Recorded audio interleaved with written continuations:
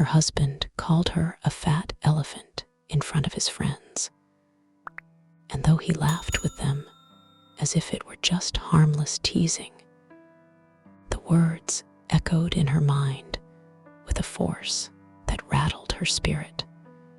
The moment passed in seconds, one careless sentence, one roaring burst of laughter, but it left behind an aftermath that would quietly reshape their lives.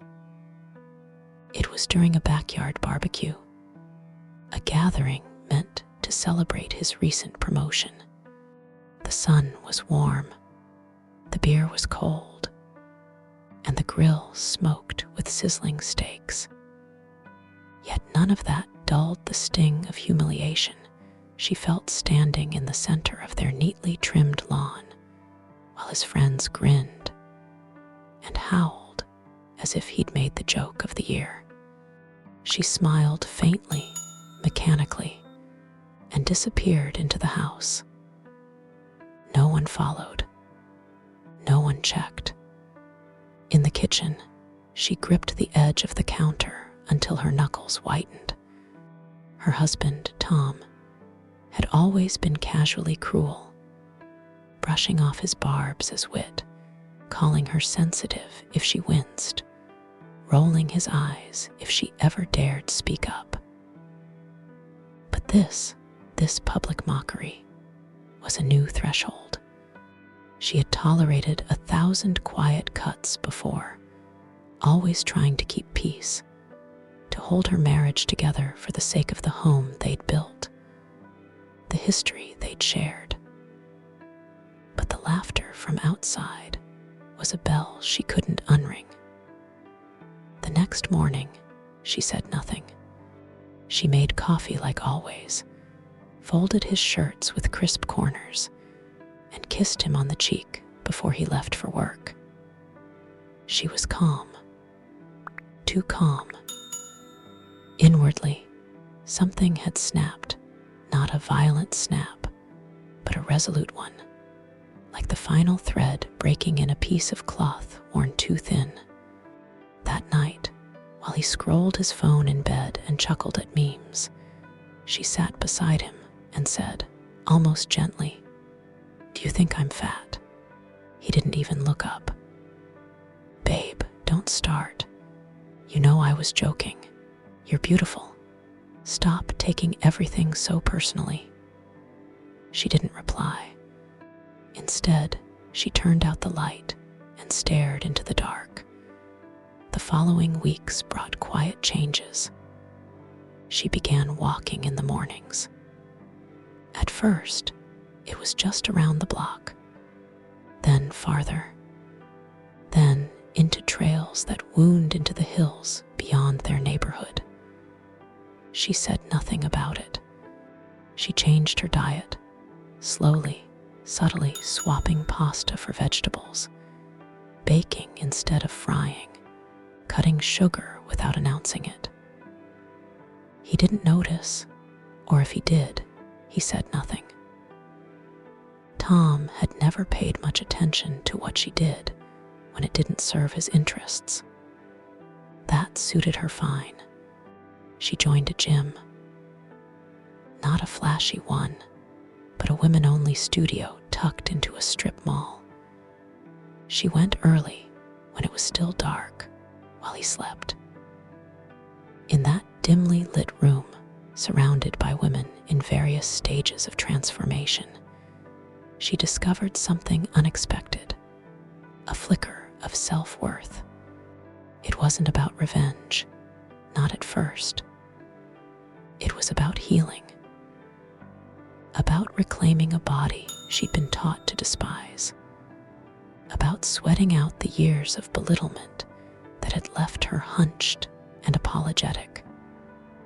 Tom started to notice when her clothes began to hang differently.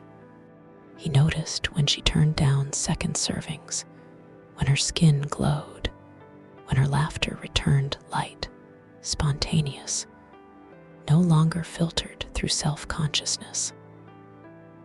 "Look at you," he said one evening, wrapping an arm around her waist. Turning into a hot little thing, huh? The words stung, laced with possession, not admiration. She smiled coolly and pulled away under the pretense of checking the oven. She wasn't just changing physically. Inside, the shift was seismic. She began reading again, books she loved but had abandoned. She reconnected with old friends, the kind who told her she looked radiant and meant it. She started a part-time class in digital design, a dream she'd shelved for years. Her world was expanding, and Tom, though he lived in the same house, was becoming a smaller and smaller part of it. Then came the moment he truly began to regret what he'd said. It wasn't when she dropped 2 dress sizes. It wasn't even when strangers started complimenting her in public. It was the night she was invited to speak at a local women's event. Empowerment through transformation, it was called. He hadn't known she was involved.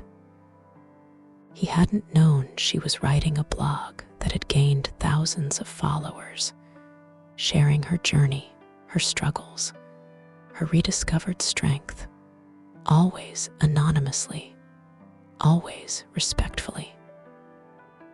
Until that night, he sat in the crowd, grinning stupidly, proud for reasons he couldn't quite articulate. But as she stepped onto the stage, wearing a simple, elegant black dress that traced the strength she had earned with every drop of sweat, his grin faded. She began to speak, calmly, clearly. Her voice carried across the room, confident and poised. She spoke of pain, of rebuilding, of reclaiming. She spoke of a moment when someone close to her, she didn't name him, had humiliated her in front of others. She didn't cry. She didn't waver. She smiled when the room fell silent with the weight of her story. Her eyes found him in the audience for a single heartbeat, and he saw the steel behind her gaze. After the event, people came up to her in waves. Women shook her hand. Some hugged her. A few cried. He stood off to the side, an outsider in a crowd that now orbited around her. When she finally approached him, she didn't offer a kiss. She simply asked, "Ready to go?" and turned before he could respond. In the car, he tried to reclaim ground. "You didn't tell me you were doing all this," he said, voice tight. She looked at him, and there was no warmth in her eyes. "You didn't ask." Tom began trying more after that, buying her flowers, suggesting weekend trips, offering compliments that rang hollow. But it was too late.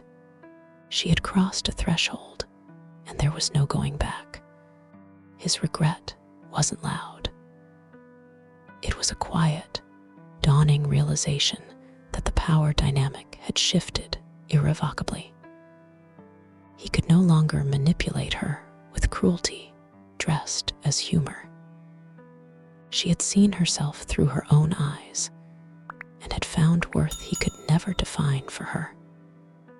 The final act came months later.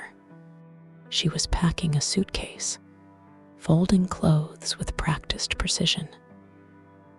"You going somewhere?" he asked, half joking. She met his gaze and said, "Yes, I've signed a contract for a remote design job. I'll be staying with a friend until I find my own place." Panic flickered in his eyes. "You're leaving?" "I am," she said. "I don't belong in a house where I'm mocked like an animal. I forgave it once. I won't forget it." He tried to argue, apologized, begged, promised. She listened, then shook her head. You didn't just insult my body, you insulted my spirit, and that has consequences. As she walked out the door with her suitcase rolling behind her, she felt no triumph, just freedom, peace. She wasn't the same woman who had once smiled through tears while being humiliated. She was a survivor, a warrior, a creator of her own destiny. Tom stood in the doorway for a long time after she left, staring into the emptiness of their home. He had lost more than a wife. He had lost someone who had once loved him deeply, someone who had given him chance after chance. He would remember her transformation every time he saw a woman walk with her head high. He would remember his cruel words, his careless laugh, his blind arrogance. And he would remember how she walked away, not with revenge, but with grace. And that was how the man who called his wife a fat elephant in front of his friends came to live with the bitter truth that words, once spoken, can never be taken back. And some women, once awakened, never return.